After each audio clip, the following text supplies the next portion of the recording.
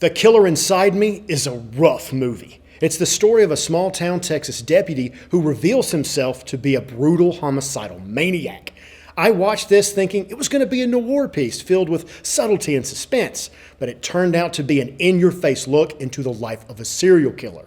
From the killer's prey to what made him that way, you see it all. Lou Ford is a gentleman and a stand-up guy in Central City. He's also one of the most reliable deputies on the force, so the sheriff sends him out to politely scare away a prostitute who set up shop on the edge of town. She's seeing the richest man in town's son. Well, when he arrives to do his job, the woman ignites his desires and his darker passions. She loops him into a scam to steal thousands from the local big shot. It all goes sideways because no one planned on Ford being a cold-blooded killer.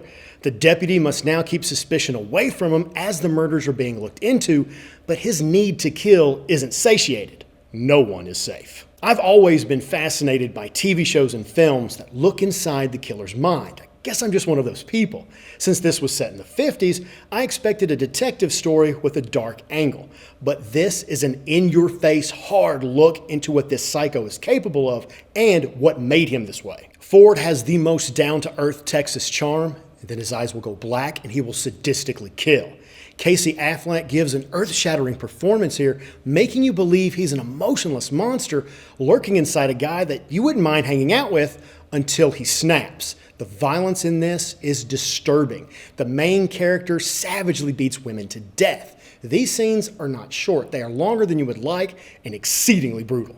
As much as Lou's darker nature was unnerving to see in action, the scenes of how he got that way were repulsive but for a reason. The deputy narrates his story, showing and telling us all. The film pulls no punches, revealing how he became this thing by what happened to him and what he did as a child. There are scenes I wish I didn't watch, but I had to finish this movie. This has a terrific supporting cast. We're talking big-time actors here whose performances helped me stay with the story that kept freaking me out. Now, I don't think the ending fit the movie, but this smooth-talking killer was worth watching. The Killer Inside Me is not something I will soon forget. Some of those images will haunt me, as will the story of a monster living in small-town America. Hollywood has tried to make this film ever since the book it was based on came out, and this is one twisted, nicely done finished product.